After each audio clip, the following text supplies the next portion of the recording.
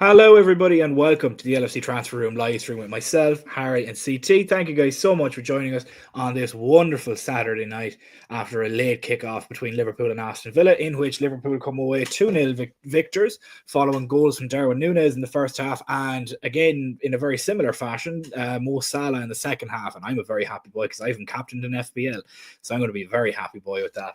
But there was some things that worried us about the game, obviously, other things that we didn't really. It was a bit of a shaky start, a bit of a shaky parts of it at some stages of the game, but realistically I think a lot of us weren't worried. It was more probably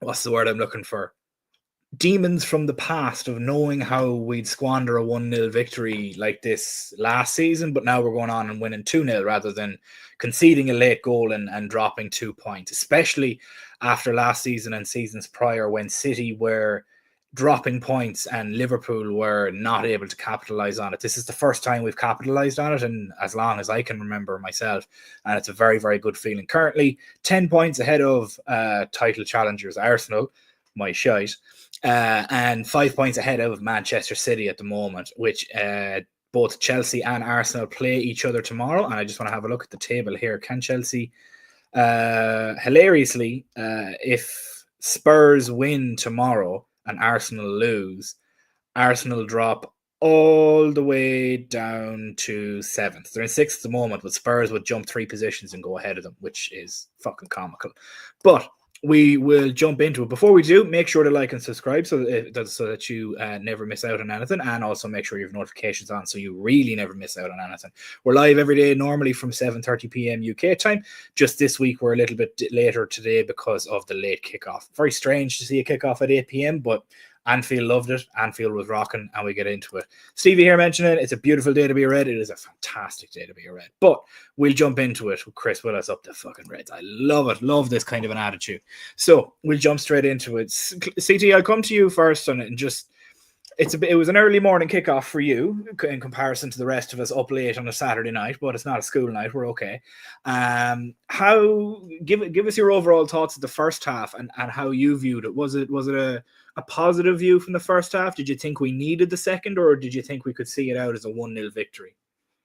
Yeah, I mean, I was never worried. I know there's the XG going around, but I need you to help make sense of that to me. But yeah, I felt comfortable. I thought we're always going to get a second. I mean, they just looked all at sea on the corners, and we were killing them on the counter. We really should have won 4-0, but we were clinical towards the end, obviously. But yeah, they were physical. They were trying to foul us a lot. Coot, we might touch on him a little bit, but another horror show. I was just hoping no one would, they wouldn't injure any of our guys, because they were flying in on those tackles, but we were also flying in on a couple as well. But look, clean sheets, the most satisfying thing again. Ibu, absolute monster. VVD, some of the challenges. Lucho tracking back helped save our bacon at the end as well. And look, Gravenberg with that huge block, I think, which probably goes forgotten, but that was like in the first 10 minutes as well. That was huge. Yeah, there was a little shaky start, but yeah, Kelleher looked solid in goals again, and look, great to see Núñez, capitalize early. We'll probably talk about a couple of the other chances that he could have buried. But look, when you're in and out of the side, you aren't at your full sort of rhythm. But yeah, I was never really worried. I thought we were always going to get the points, but the nerves sort of increased when I saw the City result. You could feel that tension at Anfield, couldn't you? Yeah, I think the nerves that we all kind of had was, okay, like if City had won, we would have been a whole lot more relaxed, because we're like, oh, okay, look, if we win, we win. If we draw, we're still ahead of them. We've seen City lose, and we're like, we need to capitalize on this, because we've never been able to really properly capitalize before, and now we have, and it's the first time in a long time that I can remember that we were doing it. The XG that you're talking about, so expected goals for Liverpool 2.02, so we nailed that. And for Aston Villa, 1.5. Now, when you take a look at them on open play versus set play, Liverpool had an expected goals of 1.82 from open play. Villa had 0.56 from open play. So their only threat was set pieces. They had 0.95 expected goals from their set pieces. So that the XG that they're talking about, Clem, would have been the two Kelleher saves in the first half from them very close headers. And then there was obviously just little nitty bits then that would have been 0.1 of an XG, 0.2 of an XG here and there. So they were equal more or less on, on XG, but thankfully because of Kelleher with two massive saves in the first half, it was just fantastic. Speaking on Darwin's XG as well, funnily enough, I said it before the game in our group chat. Last season he took 8 shots for every goal. This season he's taken 3 shots for every goal. He had 4 shots and 1 goal this game, and obviously, hilariously, the third shot he took was that miss that we'll obviously touch on in a little bit. But he'd taken his first shot from outside the box, missed it. Second shot was the goal. Third shot was his miss. And then he had a fourth shot after. I think he had 5 shots, actually. So technically, if he got another shot, he probably would have scored it on average, if you want to work out the aggregates. But Harry, how did you view the first half? Did you view it in a positive light? Did you think we were in much control? How did you look at it in the first 45 minutes?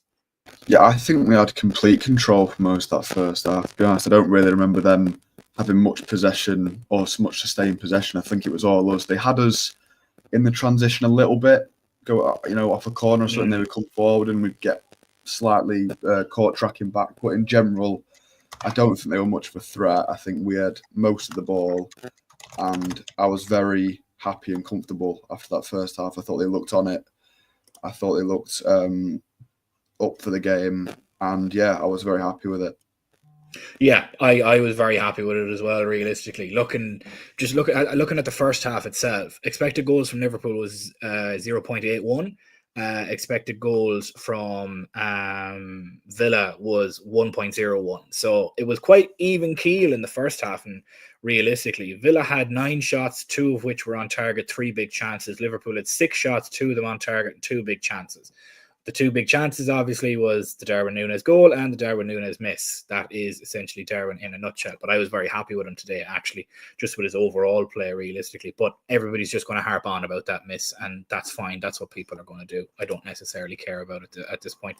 Make sure to get your thoughts into the comment section, and make sure, and we'll try and get to them all by the end of it. We have nearly 2,000 people currently watching us at the moment across YouTube and Twitter. And if you haven't already, please make sure to like and subscribe. Make sure you have your notifications on for all future streams and videos. We move on to the second half then, CT, because again, Liverpool seem to be the team of the second half this season so far. We seem to coast through a first half, maybe get a goal, maybe go in with a clean sheet, and then come out in the second half and hit them quick on the break and go about it that way. And there was a couple of opportunities for us to do that in the second half. However, we obviously didn't capitalize, and it looked like it was going to be, I guess, maybe a cagey 1-0 victory. But how did you view the second half? Did you see us in much more control, or did you sort of see much of a repeat of the first half? Yeah, probably the latter. I feel like just more of the same.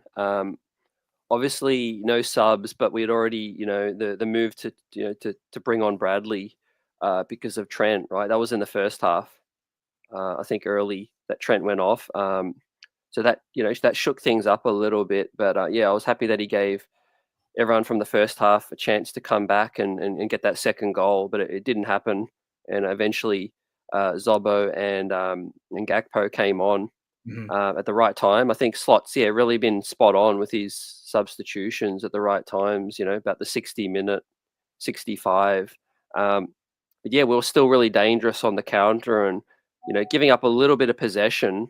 But I think that's kind of what Slot's system is now. I think we've really seen enough sample to know what we're getting with Slot. And for everyone that just wants Liverpool to be on the ball, 90% of the time and dominate, then you're going to deal with, parking the bus and those guys. You want to give them a little bit of possession, I think, so that we can kill them on the counter as well. And look, I don't think anyone should downplay this victory because, Aston Villa are a top 4 threat. They were, a couple of weeks ago, were leading the Champions League along with us. And here we are, just comfortably brushed them aside, clean sheet. It's like, I don't know what more can we do to really win over any of the doubters because we're just making it look so simple. And sometimes we're just complacent in our own right. But we're rotating the squad. Guys are getting opportunities. Robbo came back in. was kind of a little puzzling why Simicast didn't keep his spot. I'd love to get your thoughts on it, lads. But yeah, outside of that, I mean, it was pretty flawless for me. Yeah, it was. It was, to be fair. Like in the second half, 65% possession. Our expected goals was 1.21. Theirs was 0.49, which is madness considering how good we were defensively in the second half. Really shored up our defense in the second half. What you said, Clem, in the first half was we obviously looked a little bit more. We looked in more control. Or sorry, about the second half, should I say? We looked in more control. We had much more possession. We had in the second half, we had 292 passes as opposed to 246 in the first half. We really just sort of got the lead, invited them on, and as you said, we're not looking to sit with possession for 90% of the game because we'll meet low blocks because teams will be like, okay, fine, keep the ball. But see, that's the joy. We wanted to do that last season, invite them on. But the problem was we were conceding first, which meant we then had to go and chase the game. Whereas this season it's the complete opposite. We're scoring first, and now they have to chase the game, and we can sit back and be like, "No, we'll just play the ball across our back four and with our keeper." And you guys, we're 1-0 up. We can sit like this for the rest of the game if you want, but you guys are going to have to come up. And both of the goals that we got came on basically counter-attacks, which is what Slot's system is. It's invite the pressure on, dink it over, away we go, counter-attack. And both of them came from Mohamed Salah in the first half, winning a duel and getting bowled over. How that wasn't... To be honest, I'm glad in one sense that Coote let it go, but at the same time, he should have waved advantage rather than waving it off, because that was just fucking stupid. Harry, how did you view the second half? I thought it was much of the same of the first half, and much that we've seen from Slot's MO at this point, where we've gotten out to a lead. We'll take a counter-attack if we get it, and we'll be clinical with it. But realistically, we're winning right now, and you got to come to us. Would you have seen it somewhat of a similar way? Yeah, like that a lot. And I think it was quite similar to the first as well, in the sense that I think we had control, but they definitely had chances. They came at us a little bit, but in general, there wasn't a whole lot of threat. I think the biggest chance we had was at that back post when Gravenberch had a swing and a miss, and I thought if they get that across, it's a goal. But apart from that, I don't think there was a lot of threat. I think they defended really well. I think Kanate and Van Dijk were absolutely immense. I thought they were incredible today. And I just wanted to touch on CT, about Simicast as well. I think that'll purely be a fitness thing. I feel like I think Robertson was really good, though. I don't think anyone can argue with that. I thought he had a good game. Very good today. He was very, very good today. Just looking at the numbers that are here from, and I'll let you finish then, Harry. 86% passing. 5 touches in the opposition box. He had 5 passes into the final third. His accurate, he was 50% for his crosses. On the defensive side of the ball, he had 7 recoveries, an interception, a couple of clearances. His ground duels, he won 67% of them. He only lost 1 of his ground duels. So like he done what was expected of him and what we've seen from him. But again, nobody's going to know. I've noticed nobody's mentioning a word about it because it was Robertson. We expect him to do that. And I'm like, no, you've been shitting on him for the past couple of weeks. Yeah. Now give him praise. Like, keep the same energy. And that infuriates the fuck out of me. People say, especially when we've guys in our group chat saying about Victor Gyökeres from Sporting and go and get him and sell Darwin. And I'm like, no. Darwin came from the same league and you're beating him with the stick. Oh, well, he came from a shite league. Of course he's going to do shit. You keep the same energy. That's the way that I look at it. Kamala here mentioning we're looking dangerously similar. We're looking similarly dangerous than the Mane, Firmino, Salah era with a lot more composure in the whole squad. We really are.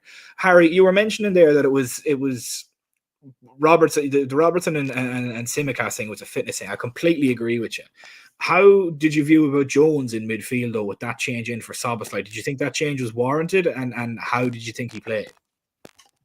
I think Jones starting again was purely earned from his performance in midweek. I think he was really good, and he came off. I know Simicast came off. He got some time on the bench, but I think when Szoboszlai came on today, he looked good. He almost had an assist for Gakpo. That was very close when he put it across goal.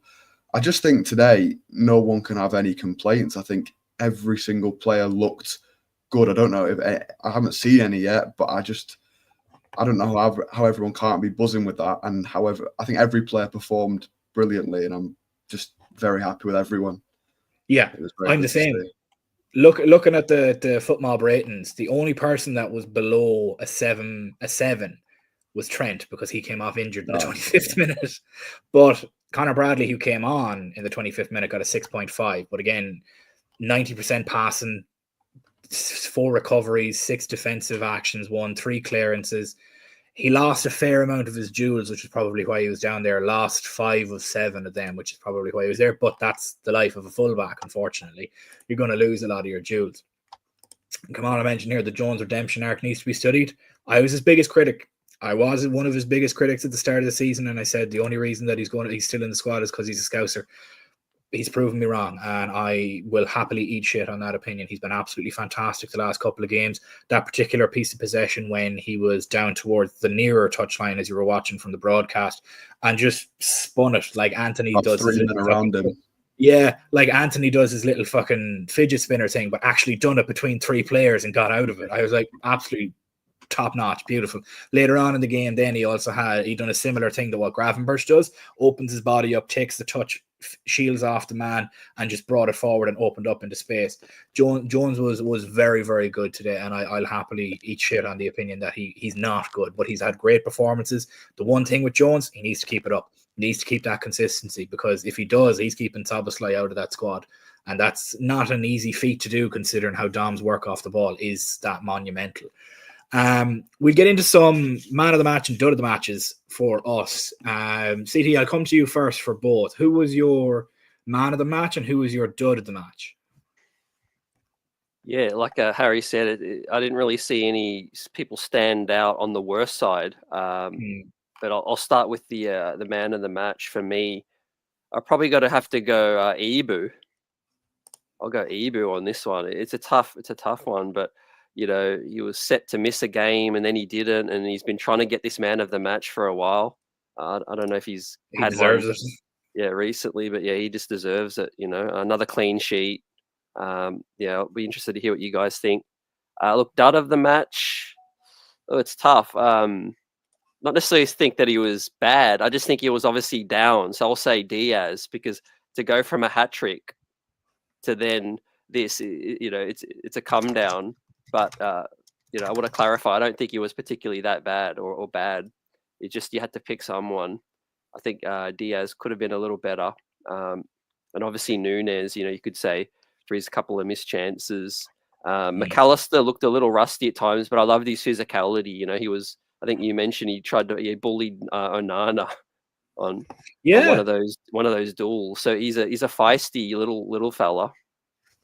Yeah, like Onana is like 6'4" and he's built like a brick shithouse, and McAllister is there with one hand on him, and Onana's complaining about being fouled, and I'm like, you're twice the size of him. Fucking, what are you bitching and moaning about? Like, it's. I think Ibu is a good shout. To be honest, I think I might have a bit of a curveball into this one, but I'll wait for Harry to give his verdict on it. Harry, who would you have viewed as your man of the match and your dud of the match, or would you even have a dud of the match? Because I don't think CT did, and I don't think I do either, realistically.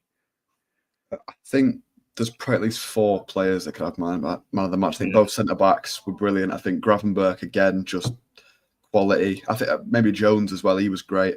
And then, you know, Salah, a goal and assist. Sometimes you can't argue with that.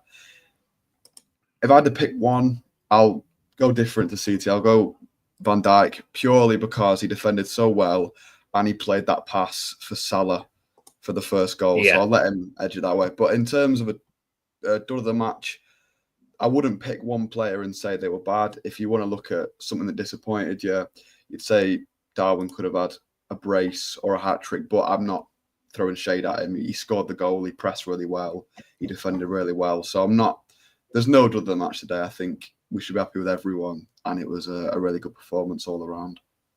Yeah, I think so as well. I probably will have one dud of the match, but purely because, to be honest, I have to actually think about it realistically. There's nobody that you would consider a dud of the match, but if you had to pick one, like gun to the head, I think I know which one mine would be. James here mentioning, I hope the fans don't get carried away just yet. James, I've been on the delusion train since the start of the season. We're winning the lot. I don't care what you say. The delusion train left in game week 1, and anybody that wasn't on it at that point doesn't get on it anymore. It made a couple of stops after the Forest game to see if anybody wanted to get back on again. after we pumped Milan in their own house.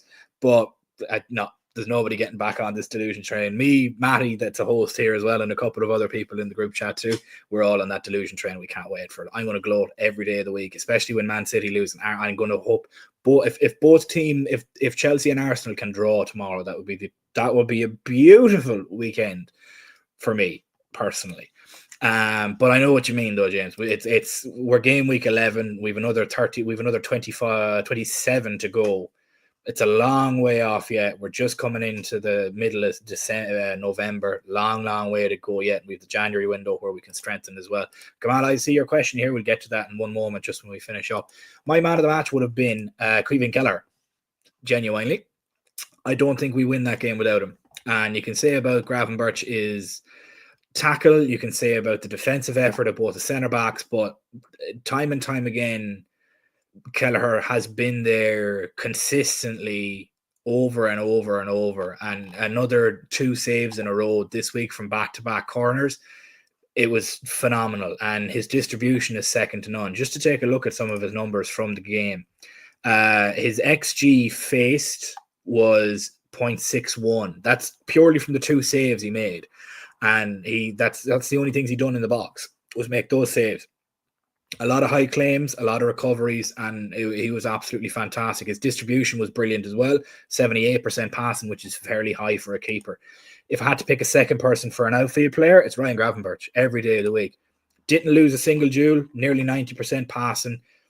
He had all of his dribbles were successful, all of his long balls were successful. He created a couple of chances as well. It was mesmerizing to watch him do what he does. 4 interceptions, 2 clearances, 4 recoveries, 11 defensive actions. He was just absolutely fantastic. And anybody that says he's not a 6, you can get in the C. I don't care. He is the deeper lying 6, and anybody that says any different was it. Derek, that's who I was going to say. McAllister wasn't a dud. He was just quiet, which is fine. I don't care. If he's quiet and that's the result we get every game, fuck him. Let him be quiet. Let him be quiet completely. We're going to just throw it to Kamala's question here, and I'll throw it to Harry first on this. Is if you were Arne Slot, what area are you looking to? Yes, buddy. This is the driver of the delusional train that's bringing us all the way to the quad. Matty's up front driving it, and we're all just along for the ride, and I love it. But Harry, just to answer the question here, if you're Slot, where are you looking to strengthen in January? Because if Robbo keeps up the form that he does now, are you going to be looking at a left back? Are you going to be looking at maybe some depth in the CDM position to rotate Grav, Endo, McAllister around? But like Jones seems to be doing well in there as well. What area? I know it's probably hard to address it after a game like that. Charlie Chaplin's party come May. I know it's hard to address where to strengthen after a game like that, but if you're to look at it objectively and not through rose-tinted glasses, where do you think that we should be focused come January? Centre back, right back, left back, CDM, striker, or forward? What do you think? I think just for a start, I'd say the way we're going, we don't want to be changing anyone in the things around the starting 11. That's perfect for now. I think we're almost perfect in those positions. But then you want to look at depth. I think centre back's where you've got to go first, because not to look at it like this, but if Van Dijk's injured and then Konaté's out for a few weeks, we're down to, Quansah and Gomez at centre back. And I'm not saying they're bad, but you wouldn't want to be playing Champions League knockout games with them two at the back. It's the depth side of it as well. Like, you'd want to be able to at least rotate them. Yeah, I'd say it centre back, and then I do think someone behind Gravenberch, more similar to him than Endo, because Endo's a very different kind of player to Gravenberch. But in general, I think right now the squad depth is, when everyone's fit anyway, is really, really good, to be honest. I'm very happy with it. We don't know about Chiesa on the right wing yet. We don't know if he's up to the task to back up Salah, if he's ever going to be fit. But, in general, I think we should be quite happy with how the squad's looking at the moment. I think so too. It's it's one of them that it's hard to decide, and it's gonna end up being depth. And like as Kamala mentions here, we've Jota as well to come back. We've Harvey Elliott, we've Alisson Becker, we've Diogo Jota, and we've Federico Chiesa to come back into this side as well. Hopefully all after the international break too. Matty here saying nowhere, we don't need anybody. We're the best players in the world in every position. Top of the Prem, top of the Champions League, quarters of the Cup. Nobody improves us. We're fucking heavy. We love it. And Matty, it breaks my heart as well that we're going to lose the only Irishman in the squad. I count Conor Bradley as an Irishman, but obviously his nationality is an Irish. He's Northern Irish. But yeah, the only position that I'd really go for, honestly, is probably, as you mentioned, Harry, centre back is depth. Go get like a Loic Balde, go get somebody of that ilk that's just going to come in, rotate in with a couple of games, get their cup games, get some minutes that way. A young guy that can come in and contribute that way. I think somebody that will start featuring towards the end of the season is Nalo from the youth academy. I think he's going to really start featuring as well. We've two unbelievable right backs in Trent and Conor Bradley, and it seems the left back problem has kind of solved itself in a way. It's left back by committee, it seems, between Robbo and Tsimikas. So it is one of them. But look, Matty, me and you at the end of the season, right, we'll both get a pair of Oakleys and we'll both come on stream and start celebrating that way. So that's exactly what we'll do, won't we? But CT, I'm going to ask you the same question as well. If you were in Arne Slot's position and you were looking at that, and you need to look at it objectively, it's very hard to sort of look at a performance like that and be like, yeah, we need to improve there, and there. But take your Liverpool hat off, or in this case, your Liverpool jacket off at the moment, and where do you see a problem area if the season continues on? Yeah, you see, I think the way I'm looking at it is, and the words of Slot and the club is, in the summer they didn't make any specific moves because they felt like that player has to surpass who they currently have. So I think any move we do is going to be for the long-term future. It's not necessarily going to be to replace any of our guys right now because they're absolutely, buzzing. But yeah, if I have to pick, I think the left-sided centre-back, I think someone who, like you guys said, can relieve that spot, if there is an injury, but also play the left-back position if needed, but Tsimikas and Robbo have got it on lock right now, so that's great. Conor Bradley's starting to get minutes up, so he's looking back to what he was, earlier before, Trent came back in. Maybe, longer term, still that right wing, just get a bit more speed. But I'm still a huge fan of Chiesa, and hopefully, he can get his fitness up and we can see him start running about, because I think he's going to terrorize defenses as well in the Prem and Cup games if he can get right. But I mean, Salah is just amazing for me, captain of my team, an assist and a goal, maybe some bonus points as well. I think he's on for all three, so we're going to get 6 from that, so I can't wait for that. I think I'm on, what am I on at the moment? I have 5 left to play, and I'm on 37 at the moment. And to be honest, that I'm not angry about it, but I'm angry about it. That 2-1 loss that City had kind of fucked me, because I have João Pedro first sub, and I had Ederson and Gvardiol in there, and they were on for obviously a clean sheet each, and then João Pedro had to go and ruin that for me. But I'm not angry about it either at the same time. I'm not going to bitch and moan about it. Just on that quickly, Emi Martinez is subbing in for me for Alisson. So I'm like looking at it like I want Salah to score, but then he's scoring against the keeper that I got. I love to see it. That's the joy of FPL, realistically. Guys, we are going to finish it up there, and hopefully everybody has a good rest of their day wherever they might find themselves. From myself and Harry and CT, thank you guys so much for joining us on this wonderful post-game stream. We'll see you guys again tomorrow at 7:30 for the final stream of the week before we head into international break, where we obviously know the result of the Arsenal and Chelsea game too. But without further ado, we leave you there. Enjoy your evening, guys. Liverpool are on top of the league, on top of the Champions League, and as Matty has said, we're also in the quarterfinals of the Carabao Cup. Things you love to see. Thank you guys so much, and we'll see you guys again tomorrow.